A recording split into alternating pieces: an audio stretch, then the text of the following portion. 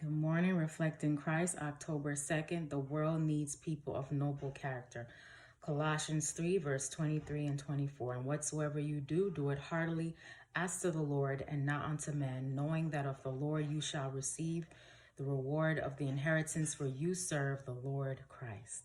True education does not ignore the value of scientific knowledge or literary acquirements, but above information, it values power. Above power, goodness. Above intellectual acquirements, character. The world does not so much need men of great intellect as of a noble character. It needs men in whom ability is controlled by steadfast principle. Wisdom is the principal thing, therefore get wisdom.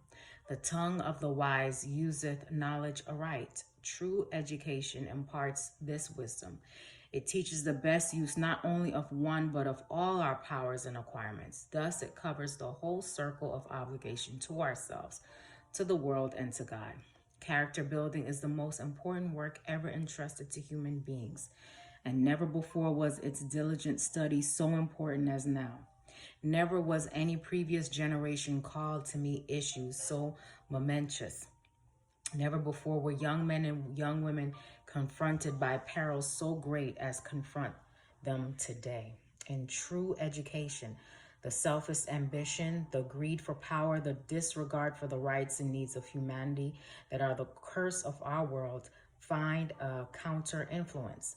God's plan of life has a place for every human being. Each is to improve his talents to the utmost, and faithfulness in doing this, be the gifts few or many, entitles one to honor. In God's plan, there is no place for selfish rivalry. Those who measure themselves by themselves and compare themselves among themselves are not wise.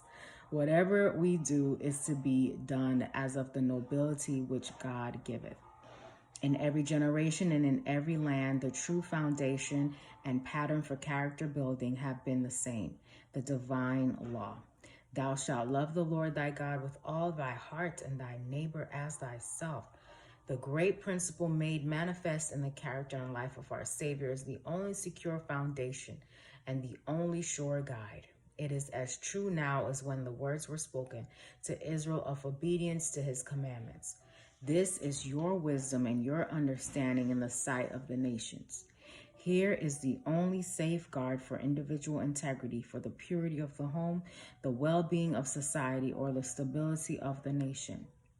Amidst all life's perplexities and dangers and conflicting claims, the one safe and sure rule is to do what God says. Hope you have a great day today. Happy Sabbath. Reflect Christ.